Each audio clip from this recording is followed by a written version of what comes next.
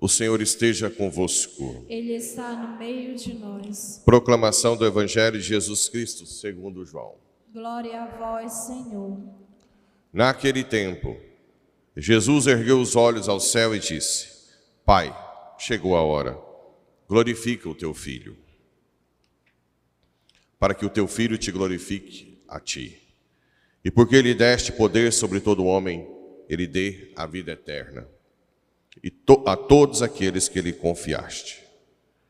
Ora, a vida eterna é esta: que eles te conheçam a ti, o único Deus verdadeiro, e aquele que tu enviaste, Jesus Cristo. Eu te glorifiquei na terra e levei a termo a obra que me deste para fazer.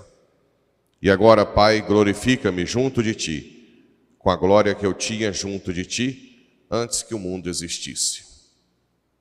Manifestei o teu nome aos homens, que tu me deste no meio do mundo. Eram teus e tu os confiaste a mim, e eles guardaram a tua palavra. Agora eles sabem que tudo quanto me deste vem de ti, pois dei-lhes as palavras que tu me deste, e eles as acolheram, e reconheceram verdadeiramente que eu saí de ti, e acreditaram que tu me enviaste. Eu te rogo por eles, não te rogo pelo mundo, mas por aqueles que me deste, porque são teus. Tudo que é meu é teu, e tudo que é teu é meu, e eu sou glorificado neles. Já não estou no mundo, mas eles permanecem no mundo, enquanto vou para junto de ti. Palavra da salvação. Glória a vós, Senhor. Caríssimos irmãos e irmãs rádio ouvintes que nos acompanham pelas redes sociais. Paulo, em Éfeso, começa a dizer que está preocupado. Vós bem sabeis como me comportei no meio de vós, durante todo o tempo. Servi ao Senhor com humildade. Quem está falando que tem que servir com humildade é Paulo, o maior profeta de todos os tempos, o maior apóstolo. Tem hierarquia de Pedro, mas São Paulo é único. O que é servir com humildade? Totalmente obediente ao Espírito. Não reconhecer como seu mérito nenhum. Tudo de Deus. E ele vai falar isso depois, ó. Com lágrimas e no meio das provações, que sofri por causa das ciladas dos judeus. Um bom cristão chora também. Há muito tempo que eu não ouço isso, mas já ouvia muito em velório. Ah, está chorando demais, não tem fé. Não tem nada a ver. Você chora porque você ama. Nós não somos robôs, né? Quem tem embotamento afetivo é o esquizofrênico. O esquizofrênico não oscila. Você ganhou na Mega Sena. Ah, sua mãe morreu. Pus Mega Sena porque, né? Geralmente muda o humor. Mas nós não. Nós oscilamos. A gente chora, os catarros descem, e passa o braço. Não é não? É ou não? Porque nós temos o coração quente. Chora de emoção, chora de tristeza, da dor. Nós choramos. Essa história de que não tem fé e chora. Então quer dizer que Jesus, quando Lázaro... A tradução é chorou copiosamente, o verbo em grego. Então Jesus não tem fé. Bem, chorei lágrimas, provações. Nunca deixei de anunciar aquilo que pudesse ser de proveito para vós, nem de vos ensinar publicamente, e também de casa em casa. Ele era pior que eu. Eu encho o saco nas instituições, quando eu encontro na rua. Eu ainda não cheguei aí em casa, segunda-feira, né? Você foi na missa ontem? Interfone. Né? Quem é? Você foi à missa ontem? Ainda estou fraco. São Paulo é muito, muito mais apóstolo que eu. Insisti com judeus e gregos para se convertessem a Deus e acreditassem em Jesus nosso Senhor. Olha, as frases de São Paulo são belas. E agora, prisioneiro do Espírito. Nossa, eu queria ser prisioneiro do Espírito, né? Prisioneiro, vou para Jerusalém, sem saber o que aí me acontecerá. Sei apenas que de cidade em cidade o Espírito Santo me adverte, dizendo que haverão cadeias, prisões e tribulações. Ele já sabe. Mas, de modo algum, considero a minha vida preciosa para mim mesmo. Olha que frase profunda. A minha vida não é preciosa para mim, a minha vida é preciosa para Deus. E se Ele quiser usá-la para o martírio, ele já sabe que sou mais fraco que choque de lanterna, né? Para Ele me martirizar, vai ter que ter muita graça do céu. O céu vai ter que ficar sem energia por um tempo. Porque tem que ser o puro espírito. Mas a minha vida só tem sentido para Ele. A minha vida sem Ele é estéril, fraca, nada, né? Galho seco, barata tonta. Não tem sentido nenhum. Contanto que eu leve a bom termo a minha carreira e realize o serviço que recebi, ou seja, testemunhar o Evangelho. Agora, porém, tenho a certeza de que vós não vereis mais o meu rosto. Portanto, hoje dou o testemunho diante de todos vós. Eu não sou responsável se algum de vós se perder, pois não deixei de vos anunciar. Gente, não adianta vir com disse-me. Eu tenho notado assim, quando a gente fala demais a verdade, dói. Muitas pessoas que não querem mudar de vida querem caricaturar o padre que eu especificamente falo essas coisas, que eu especificamente oriento essas coisas, mas que outro padre não, né? Não é isso. Eu não posso ensinar o que a igreja não ensina.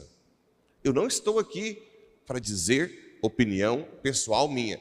Quando vocês ouvirem falar, agora recentemente saiu uma conversa lá em Porá que eu neguei uma comunhão para uma pessoa aqui, que participa de uma instituição que é proibida pela igreja, diz que eu neguei publicamente. Eu nunca neguei.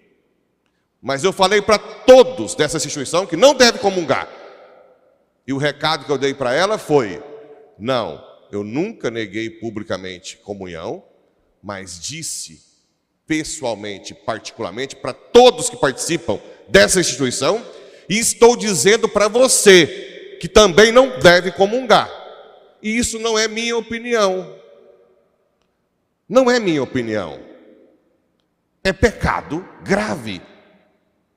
Agora, se você prefere confiar numa instituição que vai morrer daqui a pouco, do que numa igreja de 2000 anos, o problema é seu. Mas quem diz o que eu digo é a igreja. Agora, eu realmente peço para não negar comunhão publicamente, porque pode dar um piti na igreja, né? Pode brigar. Você não sabe se minutos antes confessou e mudou de vida, não é verdade? É muito perigoso você negar uma comunhão publicamente. Isso eu não vou fazer nunca. Então, se vocês virem eu dar a comunhão para alguém que às vezes até pecador público, não vou negar. E nem quero que os ministros neguem. Imagina um ministro levar um tapa no pé, né?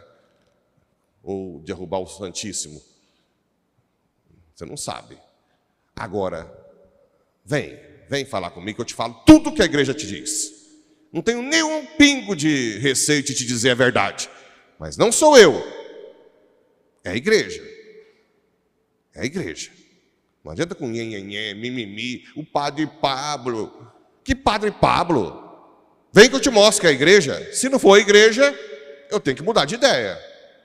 Não é verdade? Esse mimimi de padre Pablo, né? Bem, agora vamos para o lado mais amoroso. São Paulo é mais duro. Agora eu vou para Jesus. Jesus é mais amoroso.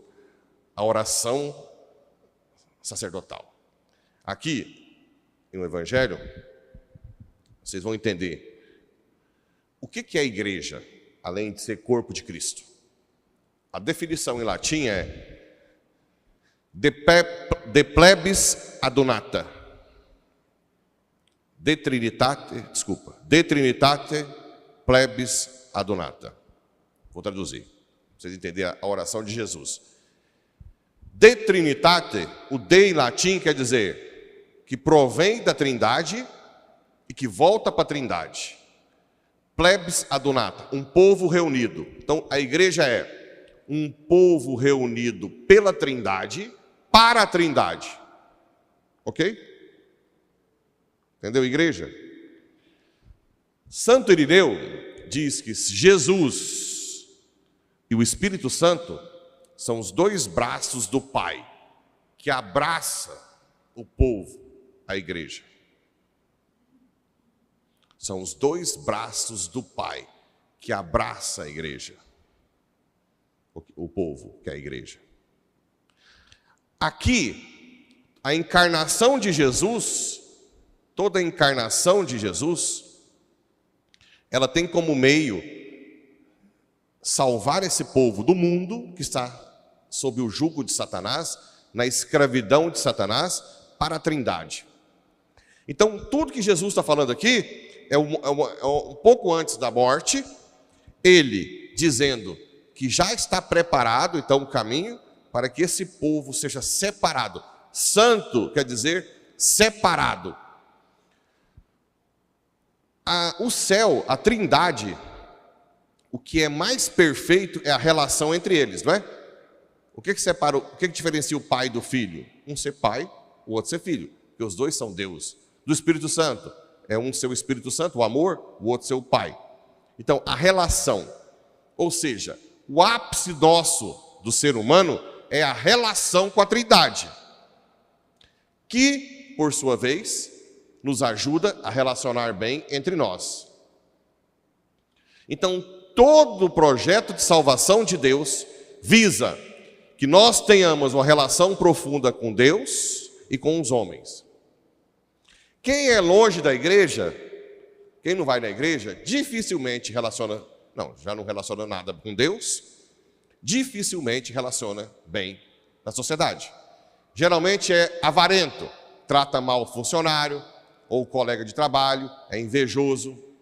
Geralmente quer ganhar muito dinheiro, chega tarde em casa, não dá atenção para a esposa, para o esposo, para os filhos, porque só quer dinheiro e assim por diante.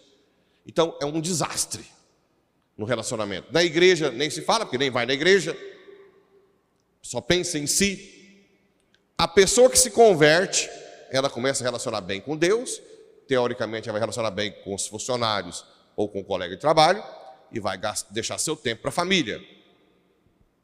Sempre assim, sempre assim.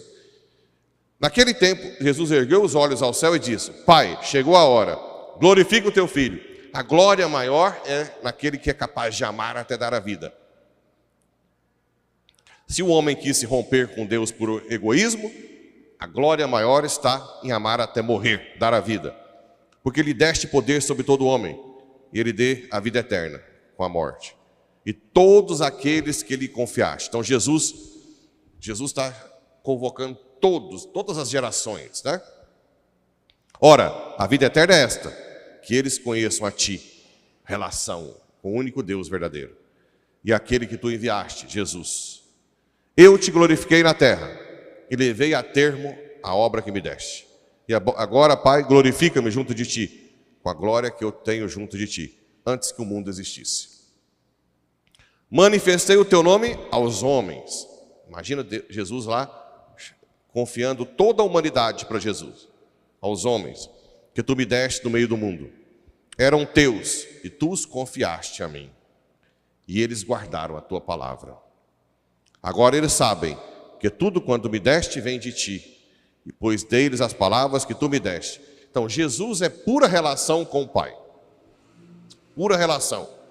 O Pai, o Filho, o Pai, o amor entre os dois, o Espírito. Então, o que Jesus fez? Mandou o Espírito Santo para nós, para que nós tenhamos a relação com a Trindade igual ele tem com o Pai, no Espírito. Então, nós vamos relacionar com a Trindade no Espírito Santo, como ele relaciona. Então, todo mundo agora torna um só povo. No céu, é pura relação, pura relação.